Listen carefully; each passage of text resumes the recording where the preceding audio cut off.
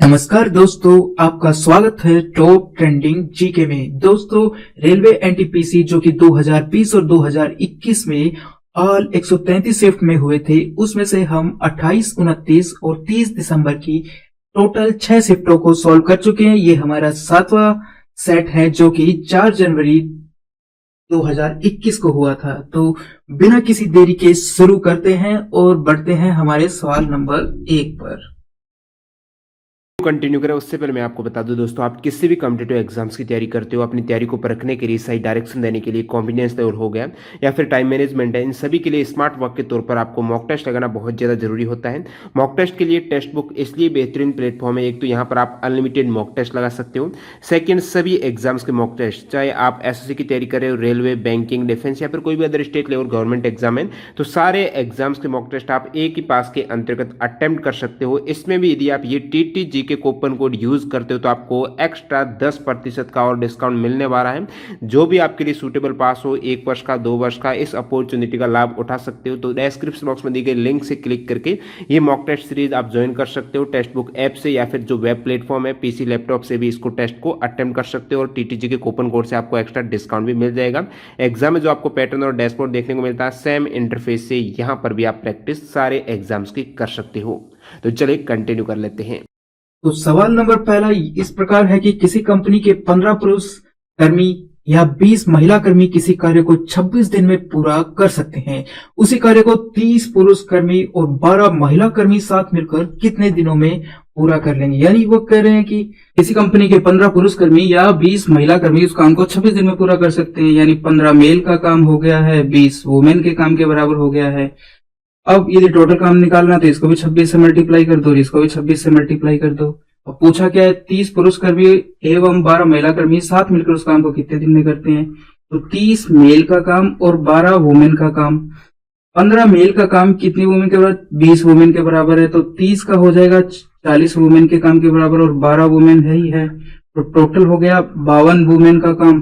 Total काम कितना दे रखा है, 20 W इंटू 26 और इसको 52 W से डिवाइड कर देंगे तो आपका आंसर आएगा सॉल्व करने पर 10 दिन। यह तो 15 मेल करते हैं काम कितने दिनों में, 26। तो 15 मेल इंटू 26 दिनों में काम पूरा कर देते हैं। इसी प्रकार 20 महिलाएं यानी वुमेन्स काम कंप्लीट करती है, वही 26 दिनों के अंदर।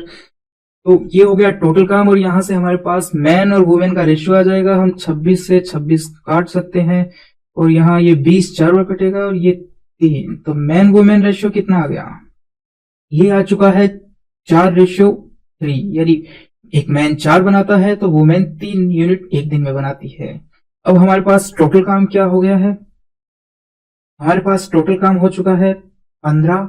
मेल की जगह हम रख देंगे 4 इंटू 26 और ये काम ही बराबर होगा जब ये साथ मिलकर करते हैं। तो साथ मिलकर करेंगे तो कितने, 30 मेल।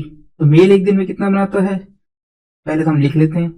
और वुमेन 12 वुमेन बनाती है वुमेन, और ये टोटल काम उसने पूछा है कितने दिनों में होता है। तो बस अब हमको वैल्यू रखनी है 15, 60 और 26, 156 और एक 0 आएगी। ये हो जाएगा, मेल कितना है 4 करता है तो टोटल यहाँ 120 प्लस 3 36 कितना हो जाएगा, और इंटू एक्स, ये जुड़ जाएंगे 156। तो यहां से आ चुका है, ये जुड़ के कितना हो जाएगा 156 और ये 156 से ये कटेगा तो 10 बार आ जाएगा। तो x बराबर अपना कितना आ गया, 10, और यही हमारा आंसर है। पढ़ते हैं सवाल नंबर अगला। इसके अंदर क्या दिया गया आपको, 0.27 का स्क्वायर माइनस 0.13 का स्क्वायर बट्टे समथिंग समथिंग। तो कैसे करेंगे, तो इसको, ये हो गया a square minus b square की फॉर्म। तो इसको ओपन करते हैं, 0.27 इस प्रकार से ओपन हो जाएगा 0.13। इसी प्रकार 0.27 माइनस 0.13 इस प्रकार ओपन हो जाएगा। और नीचे आपको क्या दे रखा है, 0.27 प्लस 0.13 ये दे रखा है। ये और ये आपस में कट जाएंगे, क्या बचा, ये बचा, और इसको इसमें से घटाएंगे तो कितना बचेगा, 41 पॉइंट। ये आ गया हमारा आंसर। तो अगला सवाल है दो संख्याओं का योग 16 दे रखा है और उनका गुणनफल इतना दे रखा है, तो व्युत्क्रम का योग निकालना है।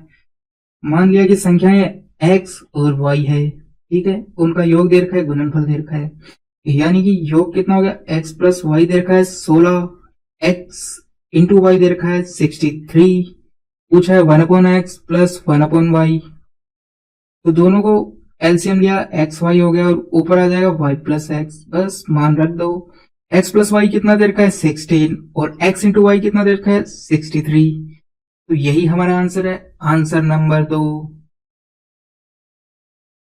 अब इस सवाल में देखिए, किसी वर्ग का क्षेत्रफल कितना होता है 154 सेंटीमीटर स्क्वायर, तो वर्ग की परिधि कितनी होगी, तो मैं सीधा से लिख दूंगा 7 44 154, मेरा आंसर आ चुका है 44। या कैसे मैंने, ये देखिए, आपको क्या करना है, ये टेबल याद रखनी है कि 7 क्या होता है कि ये तो है त्रिज्या, तो ये यहां आता है रेडियस, और जो रेडियस होती है ये हो गया हमारा परिधि और ये है एरिया, तो यहां पर r की पावर 1, यहां पर भी r की पावर 1 और यहां पर r की पावर 2 है। तो आपको क्या करना है, एक टेबल ध्यान रखनी है, 7 44 154, ये 7 है रेडियस, ये 44 परिधि और इसी के साथ ये हो गया एरिया। यदि 14 है तो हम क्या करेंगे, इसको 2 से मल्टीप्लाई कर देंगे, 44 को 2 से मल्टीप्लाई करेंगे तो कितना आएगा, ये 88 आता है यहाँ पर, और इस पर आता है 616। तो ये वैल्यूज आप 2 याद रख सकते हैं, ये काफी ज्यादा पूछी जाती है। और आप इसी प्रकार आगे भी, इसको हमको 2 से मल्टीप्लाई करना है, इसको भी हमने 2 से किया, इसको भी 2 से किया तो 14 आ गया, इसको 2 से किया 88 आ गया, और इसको 2 की पावर से करना है, यानी जिसकी भी 2 बार जा रहा है तो 2 की पावर से, और 4 बार जा रहा है तो 4, यानी 2 का स्क्वायर 4, तो 4 से करेंगे ये आ जाएगा। अब अगला निकालना है तो इसको 3 के स्क्वायर से कर देंगे, करना किसको, 154 को ही 3 के स्क्वायर से, और यहाँ 3 से कर देंगे, यहाँ 3, तो 3 साथ होता है 21, ये आएगा 132 और यहाँ कुछ आ जाएगा 1386, इस प्रकार कुछ आ जाएगा। तो आपको ये टेबल याद कर सकते हो, जिससे आपको तुरंत हो जाएगा बिना किसी टाइम लगे। 7 44 154, ये वैल्यू तो कम से कम इतना तो ध्यान रखें ही, क्योंकि ये तो सबसे बेसिक है। फिर दूसरा वाला भी ध्यान रख लो, 14 88 616, बस इतना याद रख लो, काफी सारे सवाल सॉल्व हो जाएंगे, क्योंकि दिया हुआ आता है 616 किसी का क्षेत्रफल है, उसकी परिधि, तो यदि हम फॉर्मूले से सॉल्व करने लगे तो काफी टाइम लगेगा, इसमें आप अपना पूरा टाइम बचा सकते हैं। बढ़ते हैं सवाल नंबर 11, जो भी अगला सवाल दिया गया है। इसमें क्या दिया है, x प्लस 1/x बराबर 9 है, तो x square plus 1/x square की वैल्यू निकालनी है। तो हम जानते हैं कि यदि इसकी वैल्यू k दे रखी है, तो यानी कि x प्लस 1/x की वैल्यू यदि k दे रखी है, तो x square plus 1/x square की वैल्यू k स्क्वायर माइनस 2 होती है। तो आपको यहाँ 9 दे रखा है, तो क्या हो जाएगा, 9 का स्क्वायर 81 माइनस 2, और 81 माइनस 2 79, ये आ गया आंसर, आंसर नंबर 4। बढ़ते हैं अगले सवाल की ओर। बड़ी संख्या को छोटी संख्या से भाग देने पर भागफल के रूप में 6 और शेषफल के रूप में 5 प्राप्त होता है। यदि दोनों संख्याओं के बीच का अंतर 1540 है तो छोटी संख्या ज्ञात कीजिए। तो देखिए कि बड़ी संख्या मान ली हमने x और छोटी संख्या मान ली y, तो x में यदि y का भाग कितनी बार गया, 6 बार जाता है, और शेषफल कितना बच गया, लास्ट में 5 बच जाता है। तो हम क्या करेंगे, y को 6 से मल्टीप्लाई करते हैं, 6y प्लस 5 बराबर होता है हमारा x, ये होता है। तो इन दोनों संख्याओं के बीच का अंतर यानी कि x माइनस वाई बराबर कितना दे रखा है, 1540। तो मैं क्या करता हूं, एक y यहां से यहां लाऊंगा तो माइनस आ जाएगा, x माइनस वाई, यहां कितने बचे, 5y प्लस 5, तो x माइनस वाई बराबर घटाने पर कितना, 1540, और 1540 यहां बचा 5y प्लस 5। अब ये 5 उधर जाकर उधर हो जाएंगे, 1535 बराबर 5y। अब ये y मल्टीप्लाई में उधर भाग में जाएगा, भाग में जाकर ये नीचे काट देगा इसको, 5 ये 15 0 और 5 7 35, तो ये आ गया 307 हमारा आंसर, आंसर नंबर 2। पढ़ते हैं सवाल नंबर है अपना अगला। एक खंबे के शीर्ष का उसके पास से बिंदु से 20 मीटर की दूरी पर स्थित एक बिंदु से उन्नयन कोण 45 है। उन्नयन कोण का मतलब है वो नीचे से देख रहा है ऊपर की ओर खंबे को, यानी कि ये हमारा खंबा हो गया और इससे कुछ 20 सेंटीमीटर की दूरी पर एक यहां से बंदा देख रहा है इस खंबे के शीर्ष को, मान लिया, ठीक है। और ये कोण हमारा कितना है 45 डिग्री, और ये 90 डिग्री है। बचा हुआ कोण भी 45 होगा। तो 45 डिग्री और समकोण त्रिभुज में मैंने आपको एक बात बताई थी, नहीं तो अब यहाँ पर कि ये भुजा 1:1 की रेशियो में होती है और ये √2 के रेशियो में होती है। तो यदि ये 1 की वैल्यू आपको 20 दे रखी है, यानी इस भुजा की वैल्यू कितनी दे रखी है 20, तो इस भुजा की वैल्यू भी 20 हो जाएगी और इसकी कितनी हो जाएगी 20√2 हो जाएगी। अब आपको पूछा क्या है, खंबे की ऊंचाई जो कि 20 आएगी। एक कालीन की लंबाई इतनी है और इसे 4 से 1/2 मीटर की लंबाई वाले कालीन में कितने टुकड़ों में बनाया जा सकता है? कितने टुकड़े बना सकते हैं हम इसके? तो सबसे पहले इसको भिन्न में चेंज कर लेते हैं। 40 और 1 45/2 और इसका कितना आया, इसको भाग दे देंगे 8 और 9/2। 2 से 2 कट जाएगा और यहाँ आंसर बचेगा 9 से गया 5 बार, तो 5 टुकड़े उसके किए जा सकते हैं इस लंबाई के इस पूरे में से। इस सवाल को हम क्या करेंगे कि दोनों साइड का स्क्वायर ले लेंगे। इधर स्क्वायर लिया तो अंडर हट जाएगा और इधर लिया तो 729 इंटू 729 आ जाएगा। 729 आपको पता होना चाहिए किसका स्क्वायर होता है, 27 का स्क्वायर होता है। तो 27 का स्क्वायर इंटू 27 का स्क्वायर, यानी 27 की पावर आ गई 4 और इधर क्या है 3 की पावर n। तो 27 क्या होता है 3 की पावर 3, बाहर 4 है 3। अब ये पावर आपस में मल्टीप्लाई हो जाएगी, पावर की पावर मल्टीप्लाई हो जाती है, तो 3 की पावर 12। n का मान कितना आ चुका है, n का मान आ जाएगा 12। 5,000 रुपए के लिए 10% वार्षिक ब्याज की दर से 3 वर्षों का साधारण ब्याज और चक्रवृद्धि ब्याज का अंतर ज्ञात करना है। ओके जी, तो अब सबसे पहली चीज तो आपको ये ध्यान होना चाहिए कि साधारण ब्याज 3 साल का, कंपाउंड इंटरेस्ट चक्रवृद्धि ब्याज में मैं कितनी होगी 10% से। देखो साधारण ब्याज पर यदि 3 साल की दर निकालते हैं तो 30, 10 इंटू 3, और चक्रवृद्धि ब्याज पर ये आपको याद करनी है कि 10% दिया हो तो 33.1, क्योंकि 10% काफी बार पूछी जा सकती है। और तो इनका अंतर कितना आ गया 33 माइनस कितना आ गया 3.1, ये अंतर आ गया। अब ये अंतर पूछा है और वैल्यू किसकी दी हुई है 100 की, यानी 100 रुपए थे, ये 30 रुपए बनते हैं 1 साल, यानी 3 साल के अंदर साधारण ब्याज पर, चक्रवृद्धि ब्याज में 3 साल में इतने रुपए बन जाते हैं ब्याज के रूप में, और अंतर इतना आ जाता है। तो 100 रुपए की वैल्यू कितनी देर की है आपको 5,000, नीचे लिख लेते हैं। 100 रुपए की वैल्यू कितनी देर की है आपको 5,000, तो एक की वैल्यू कितनी होगी 50, तो 50 होगी तो 3.1 की वैल्यू कितनी हो जाएगी 50 इंटू 3.1। इनको यदि आप मल्टीप्लाई करते हैं तो इस 0 से ये पॉइंट कट जाएगा और 5 दिए 15, 5 और 5 155 आ जाएगा। 2 रेलगाड़ियां सम्मुख दिशा में चल रही है। रेलगाड़ी ए की चाल इतनी है और बी की इतनी है, दोनों एक दूसरे को पार करने में 30 सेकंड, यानी 2 रेलगाड़ियां खड़ी है, एक रेलगाड़ी यहां खड़ी है और दूसरी रेलगाड़ी यहां है। ये इधर जा रही है, ये इधर जा रही है। इसकी चाल 80 है और इसकी चाल 70 है और ये किलोमीटर में दी हुई है। 30 सेकंड में एक दूसरे को पार कर लेती है। ए की लंबाई इतनी है, तो टोटल ये दूरी यहां से लेकर यहां तक कितनी हो जाएगी, 30 में एक दूसरे को पार कर ले, तो टोटल दूरी कितनी होगी, पहली गाड़ी की 300 है और दूसरी गाड़ी की हम बी मान लेते हैं जो दूरी है, वो किसके बराबर होगी, टोटल चाल दोनों तरफ आ रही है आपस में, एक तरफ यानी कि दोनों एक ही तरफ आ रही है तो जुड़ जाएगी तो ये हो जाएगा 150 इंटू टाइम कितना दे रखा है 30 सेकंड, ठीक है। और ये 150 किसके अंदर दिया हुआ है किलोमीटर प्रति आवर में, तो हम इसको 5/18 से मल्टीप्लाई कर देते हैं, जिससे ये मीटर प्रति सेकंड के अंदर चाल हो गई, क्योंकि हमें यहाँ पर जो ट्रेन ए की लंबाई है वो मीटर में दी हुई है, पूछी भी मीटर में है, तो इस प्रकार अब बस इनको मल्टीप्लाई करना है। तो 18, ये 3 से, ये 6 से गया 5 बार और ये 6 से गया 3 बार, और ये 3 से इसको काट देते हैं, 3 5 50, 5 5 125, 1250, और इधर है 300 प्लस बी, तो ये 300 उधर जाएगा और इसमें से घट जाएगा तो कितना आ जाएगा 950। तो बी की लंबाई है जो कितनी आ गई 950। सवाल नंबर 27, 2 संख्याओं का योग 25 है और उनके बीच का अंतर 15 है। तो मैंने आपको बताया था यदि योग 2 संख्याओं का 25 दे रखा है और अंतर 15 दे रखा है, तो हमें क्या करना है, दोनों को जोड़ लेना है। 25 प्लस 15 40 और उनको आधा कर देना है, तो वो पहली संख्या आ जाएगी जोड़ने पर, आधा करने पर, तो ये आ गई 20। y निकालना है तो क्या करना है, दोनों को घटाना है, 10 और 10 का आधा कितना आ गया, 5, तो ये हमारा आ गया। तो ये दोनों किस रेशियो में है, 20:5, 4:1, तो यही इनका रेशियो है। Option number 2।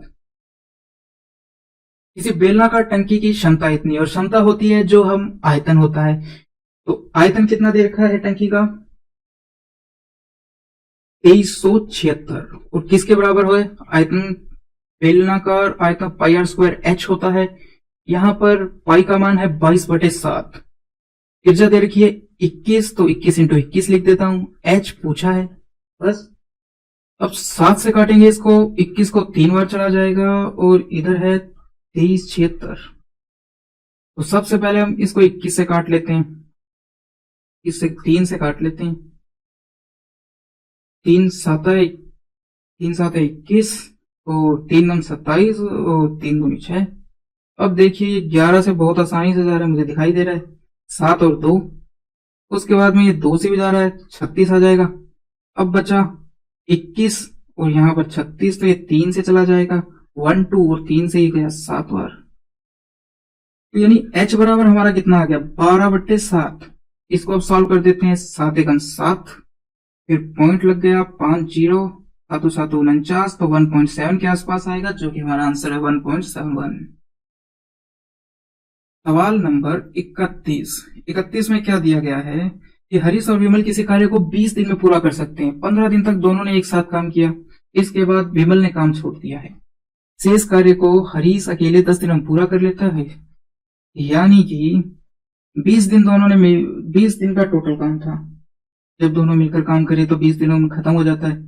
इन्होंने 15 दिन तो साथ काम कर ही लिया, तो 20 में से 15 दिन तो काम कर लिया, 5 दिन का काम बच गया। 5 दिन का किसका काम, दोनों का, यदि एक्स एक दिन में 1 बनाता है और विमल एक दिन में y बनाता है, तो ये इनका काम हो गया 5 दिन का। और यहाँ 10, ये 10 दिन में कौन करता है, y करता है बस, तो ये हो गया 5x, y उधर चला जाएगा, तो 5y, यानी कि दोनों सेम ही काम कर रहे हैं, क्योंकि रेशियो दोनों का, यदि x एक चीज बनाता है तो y भी एक दिन में एक चीज बनाता है। पूछा है हरीश अकेला इस पूरे काम को कितने दिन में करेगा, यदि दोनों मिलकर 20 दिन में करते हैं तो अकेला कितने में कर पाएगा, 40 दिन में से डबल काम, यानी डबल दिन में कर पाएगा। Option number 4। अगला सवाल, किसी कक्षा में 7 विद्यार्थियों के गणित विषय के प्राप्तांक ये है, और पूछा है बहुलक क्या है। तो सबसे पहले इनको आप लाइन से लिख लीजिए, 41, 43, 44, 42, 40, अब आ गया 53 हो गया, फिर आता है 62 आ गया, और 62 के बाद आ गया 65। बहुलक वो संख्या होती है जो सबसे अधिक बार आई है, तो यहाँ 65 2 बार आया है, तो बस यही हमारा बहुलक हो गया है। 250 का 27%, 1000 का 0.02% का मान क्या होगा।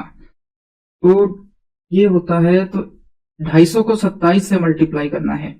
तो देखो मैं एक चीज दिखाता हूं आपको, यदि ऐसा काफी बार दिखाई देगा आपको, जैसे 25 दे रखा है और 27 दे रखा है, इनके बीच का अंतर 2 दे रखा है, यानी जब अंतर 2 हो तो हम किस प्रकार से करते हैं, जो इनके बीच में क्या संख्या आई, 26 आया, तो 26 का स्क्वायर, अब इसके लिए आपको स्क्वायर याद करने पड़ेंगे, 676 होता है, उसमें से बस आपको 1 घटाना है, तो 675 आ गया, ये इनका मल्टीप्लाई आ गया। यानी कि यहां 250 था इंटू 27, अब देखिए माइनस 1000, इसको क्या लिख सकते हैं हम, 0.2 था, तो पॉइंट हटाया तो नीचे और आ जाएगा। अब देखिए 25 और 27 को आपस में मल्टीप्लाई किया तो 675, और एक जीरो से एक जीरो कट गई, ये लग जाएगा यहाँ पर पॉइंट, हो गया, क्योंकि नीचे जीरो थी ऊपर गया तो पॉइंट लग गया। अब ये जीरो 3 जीरो तो हमने काट दिए, बाकी बची एक पॉइंट, तो यहाँ ये आ जाएगा 10.2, नहीं 0.2 है तो 0.2 आ जाएगा, 0.2। अब इसको घटा दो, इसमें से कितना बचा, 67.3, ये हो गया ऑप्शन नंबर 3। सवाल नंबर 35, एक विद्यालय में किसी परीक्षा में क्या हुआ, एक विद्यालय में इसी परीक्षा में 60% छात्र सफल हुए। यदि असफल होने वाले छात्रों की संख्या 240 है तो सफल होने वाले छात्रों की संख्या क्या होगी? यानी टोटल 100% छात्र थे, 60 सफल हो गए, 40 असफल हो गए। अब असफल छात्रों की संख्या इन्होंने दी है 240, तो ये 1% की वैल्यू कितनी हो गई? 40 की वैल्यू 240, 1 की वैल्यू हो गई 6 हो गई। तो अब आप किसी की भी निकाल सकते हैं। किसकी पूछी है? सफल की। तो सफल है, इससे मल्टीप्लाई कर दो, 6 36, 360। Option number 2। एक व्यापारी द्वारा खरीदी गई 20 वस्तुओं की लागत 15 वस्तुओं के विक्रय मूल्य के बराबर आई है। तो 20 का सीपी क्रय मूल्य 15 के सेलिंग प्राइस के बराबर है। तो इससे हमारे पास रेशियो निकल जाएगा। ये 20 इधर चला जाएगा, ये एसपी इसके नीचे आ जाएगा। एसपी बराबर 15/20 और ये हो गया 3/4। तो 3/4 में आ गया। व्यापारी को क्या चाहिए कि कितना लाभ हुआ? तो लाभ हमेशा सीपी पे काउंट होता है।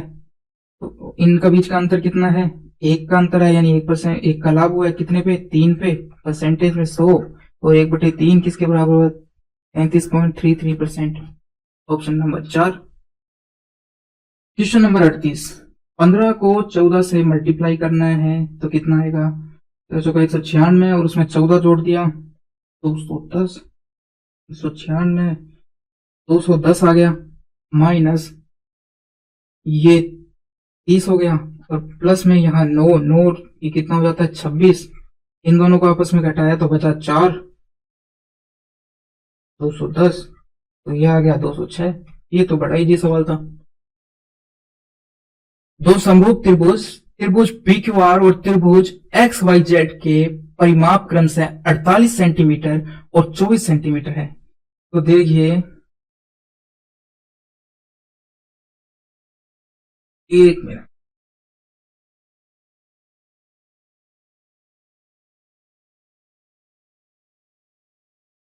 ये हमारा पहला त्रिभुज और इसको थोड़ा सा इधर ले आते हैं और ये हमारा दूसरा त्रिभुज।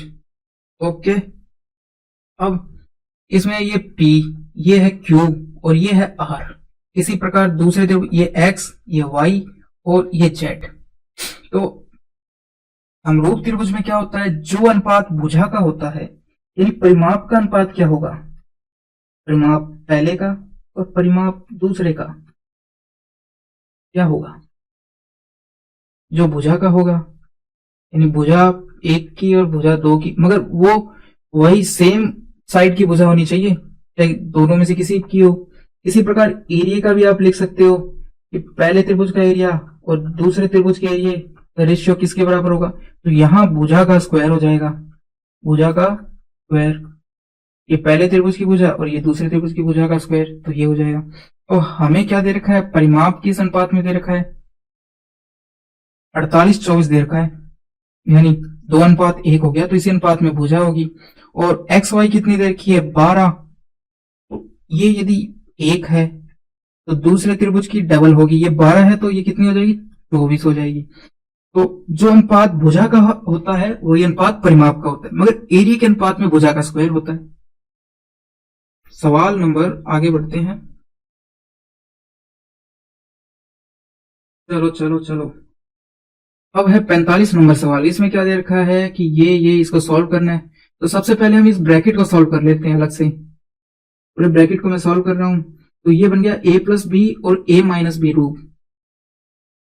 तो a+b और a-b क्या होता है? देखिए, a+b और a-b किसके बराबर होगा? a² - b² के बराबर होगा। a+b तो कितना हो जाएगा? ये 3√2 का स्क्वायर माइनस 2 का स्क्वायर, ये हो जाएगा। तो अब इसको किया 3, 2, 9 दूनी 18 माइनस 4, 14। इसका मान आ गया 14। अब मान आ गया तो ऊपर रख रहे हैं, ऊपर वाली में 14, यहाँ ऑफ है, यहाँ 13 प्लस 15। तो ऑफ को हटाया, इंटू आ जाएगा और यहाँ 13 है प्लस 15 है। तो 14 13 कितना होता है? 14 और 13 69 और ये हो जाएगा 182 प्लस 15। तो इसमें 15 जोड़ेंगे तो कितना आ जाएगा? ये आ गया 7 और ये आ गया 9 और ये 197। दो संख्याओं का में से 6 उनका लेस है, ये है। यदि दोनों संख्याओं में से एक 42 है तो दूसरी संख्या क्या होगी? ये सवाल मैंने आपको, यानी इस तरह का सवाल, लेस है में से वाला सवाल मैंने पिछले सेट के अंदर काफी अच्छे से एक्सप्लेन किया था। तो एक बार उन चीजों को तो रिवाइज कर लेते हैं। तो दोनों संख्याओं में क्या चीज होती है? में से। एक चीज तो ये ध्यान रखना है, पहली संख्या में भी में से होगा, दूसरी में भी में से होगा। और लेसे में क्या होगा? लेसे में भी में से होगा, यानी कि एलसीएम के अंदर भी एचसीएफ होगा। तो ये तो हमारा है एलसीएम और ये है हमारा एचसीएफ। तो एलसीएम हमें कितना दे रखा है? 84। एलसीएम के अंदर क्या होगा? एचसीएफ होगा। बाकी जो बचे हुए पार्ट है दोनों के अंदर, एक्स मान लिया, दूसरे में वाई, और तीसरा ये हो जाएगा बराबर 84 होगा। यही तो होगा। यानी आप एलसीएम में एचसीएफ का भाग दोगे तो जो दोनों का बचा हुआ पार्ट है वो आ जाएगा संख्याओं का। जैसे दो संख्याएं हैं, पहली में भी कुछ होगा जो कॉमन नहीं है, दूसरी में भी कुछ कॉमन नहीं है। तो जो पार्ट कॉमन नहीं है पहली संख्या में वो एक्स हो गया, दूसरी में जो कॉमन नहीं है उसको हमने वाई मान लिया। वो किससे मल्टीप्लाई होगी? 6, और यहाँ पर भी 6। तो एलसीएम लेते हैं तो ये 6 तो आ ही जाएगा दोनों के अंदर, एक बार ही आएगा। और इस x को लिख दिया, इस y को लिख दिया, ये तो एलसीएम है। अब ये 6 क्या इधर चला जाएगा, तो x इंटू वाई कितना आ जाएगा? एक बार गया, 4 बार, x इंटू वाई 14 आ गया। अब यदि दोनों संख्याओं में से एक 42 है, ठीक है, तो 42 इस संख्या में भी, मान लिया पहली संख्या थी x इंटू, इसमें भी एचसीएफ है, और एचसीएफ कितना है? 6। तो ये 6, तो x का मान कितना आ गया? 7 आ गया। तो हमारे पास x का मान यदि यहां पर रखा है तो y का मान आ जाएगा। y का मान कितना आ गया? 2 आ गया। तो पहली संख्या कितनी आ गई? 7, 42 ये तो दे ही रखी है। और दूसरी संख्या कितनी आ गई? 2 यहां रखा तो 12 आ गई। यही संख्या तो पूछी है, ऑप्शन नंबर 3। एक कक्षा में 48 छात्र है। किसी एक दिन छात्रों की उपस्थिति उनकी कुल संख्या का इतना है और अनुपस्थित छात्रों की संख्या उन्होंने पूछी है। यानी कि जो नीचे वाला 8 दे रखा है वो तो टोटल छात्र हो गए, और उपस्थित कितने हैं? 8 में से 3 छात्र, तो अनुपस्थित कितने हो गए? बचे हुए 5। 8 में से 3 घटा देंगे, 5 बच जाएंगे जो अनुपस्थित है। अब टोटल छात्र कितने दे रखे हैं? 48 दे रखे हैं। तो उपस्थित पूछे, इसको करेंगे तो कितना आ जाएगा? 8 से वैल्यू आ गई 6। तो इसको 6 से मल्टीप्लाई करने पर कितना आ जाएगा? 6 × 18 आ जाएंगे, और इसको 6 से मल्टीप्लाई करने पर 30 आ जाएंगे। पूछा क्या? अनुपस्थित, तो 30 छात्र अनुपस्थित थे। एक छोटी कंपनी में महिला और पुरुष कर्मचारियों की संख्या का अनुपात 2:3 दे रखा है, ठीक है। यदि कंपनी में पुरुष कर्मियों की संख्या 90 है तो कुल कर्मियों की पूछिए। यानी कि 2 कौन है? महिलाएं, 3 कौन है? पुरुष। तो टोटल कितने हो गए? 5। 3 की वैल्यू कितनी दे रखी है? 90। तो 1 की वैल्यू कितनी होगी? 30। 30 को टोटल पूछिए, 30 से मल्टीप्लाई कर दो, 150 आ जाएगा। यही हमारा आंसर है, ऑप्शन नंबर 1। अब सवाल नंबर 58। PQRS एक चक्रीय समलंब चतुर्भुज है। तो देखिए कहां गया, ये रहा हमारा सवाल। अब इस सवाल में सबसे पहले तो हमें सर्किल बनाना पड़ेगा। थोड़ा सा और बड़ा कर लेते, ये हमारा हो गया सर्किल।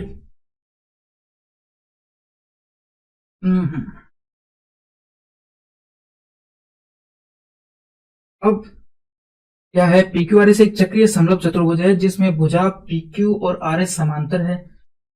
ओके, और इसमें क्या क्या? भुजा PQ क्या व्यास है, तो भुजा PQ को तो हम व्यास बना देते हैं पहले।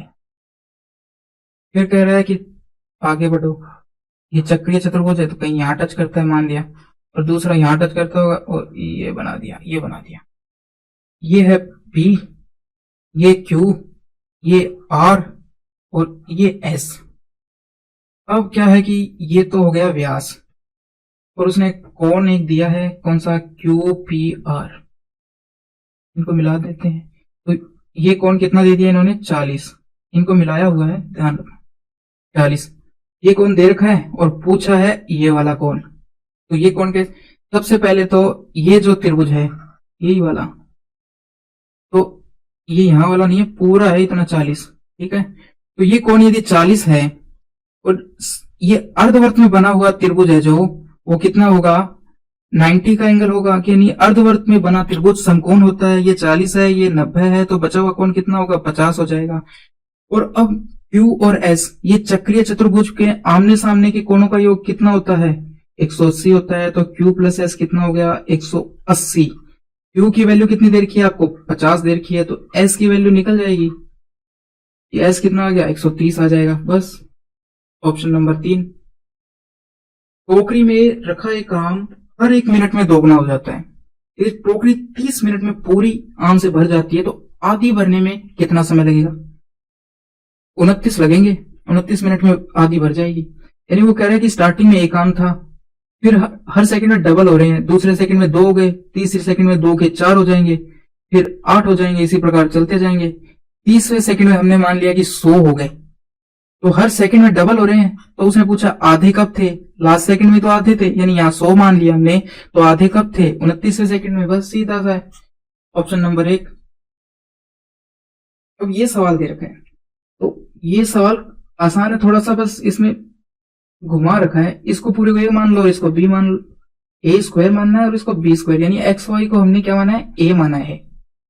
ठीक है, तो किसकी वैल्यू दे रखी है आपको? ए स्क्वायर प्लस, आपको दे रखी है ए स्क्वायर प्लस 1 ए स्क्वायर की वैल्यू दे रखी है 83, और पूछिए ए प्लस 1 ए की वैल्यू पूछिए।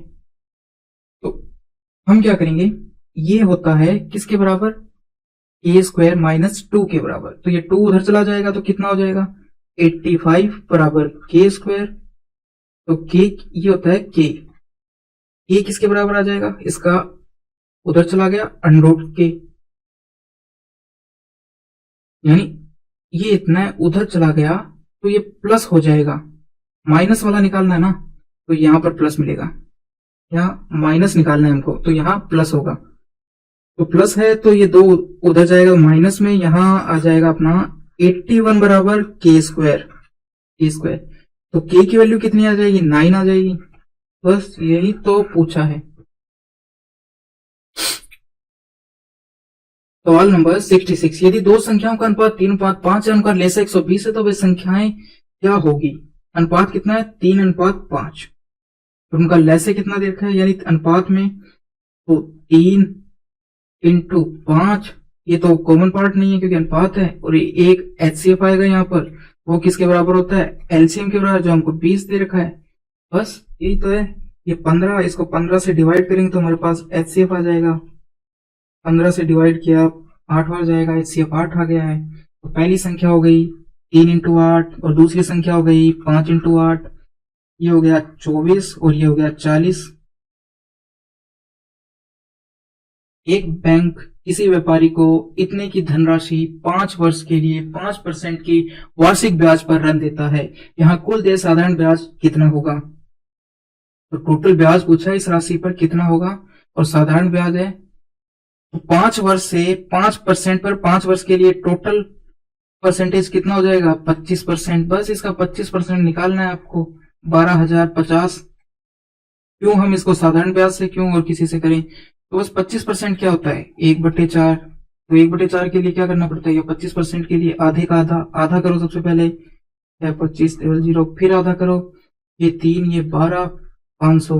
बस ऑप्शन आ गया, ऑप्शन नंबर 1। सवाल नंबर 80, यदि tan थीटा और कोट थीटा की वैल्यू 5 है तो इसका मान बताना है आपको। तो देखिए, एक तो इस प्रकार है, कर सकते हैं हम कि tan, इसका यदि स्क्वायर करते हैं, tan theta plus cot theta का यदि हम स्क्वायर करते हैं तो क्या आएगा? क्या आएगा? tan square theta plus coat square theta plus 2 tan theta आएगा, और कोट आएगा, कोट को हम 1/tan लिख देंगे, जो आपस में कट जाएंगे। tan थीटा 1 कोट को लिख दिया मैंने 1/tan थीटा, ये tan से tan कट जाएगा तो 2 बच जाएगा। तो tan square theta plus coat square theta plus 2, ये आ जाएगा इसकी वैल्यू। तो ये किसके बराबर दे रखा है आपको? 5 के बराबर दे रखा है। ये इसकी वैल्यू आई थी, ये 5 के बराबर दे रखा है। तो tan square theta plus coat square theta कितना आ गया? 2 उधर चला जाएगा, 3 के बराबर आ गया। तो यहां पर हम इनकी वैल्यू तो दोनों की 3 रख देंगे, और ये 60 है, जो tan 60 की वैल्यू होती है √3। तो √3 और √3, ये 3, ये तो हो जाएगा 6, और है, और ये है 3 3, इसकी वैल्यू 5 नहीं थी, इसकी थी, तो ये आ गया स्क्वायर है इसका 25, ये 25 के बराबर है, तो 25 में से 2 जाएगा तो 23 बचेगा, 23, तो ये तो है 23 प्लस ये हो गया 6, 23 और 6 कितना हो गया 29, ऑप्शन नंबर 1। अब देखो इसमें हम जो नीचे cos 67 है उसको क्या लिख सकते हैं, उसको हम लिख सकते हैं cos 90 माइनस 23। मैंने क्यों लिखा, क्योंकि ये 23 और 67 दोनों को जोड़ने पर 90 आता है, ये चेक कर लीजिए आप। इन 71 और इसको भी जोड़ने पर 90 आता है, तो इस प्रकार से हम इसको लिख दिया है। तो अब क्या हो जाएगा, ये साइन 23 हो जाएगा, यानी कि जो नीचे 67 था उसका मान कितना है 23, तो ये आपस में कट के 1 आ जाएगा, और इसी प्रकार ये भी आपस में कट के 1 आ जाएगा, और 1 और 1 कितना हो जाएगा 2 हो जाएगा, ऑप्शन नंबर 4। तो इस प्रकार से हमने आज सेट नंबर 7 कंप्लीट कर लिया है। जो भी सवाल आपको समझ में नहीं आया आप कमेंट में बताएं जरूर, और जो भी आपको लगा है अच्छा बुरा जरूर कमेंट के अंदर लिखें। तो थैंक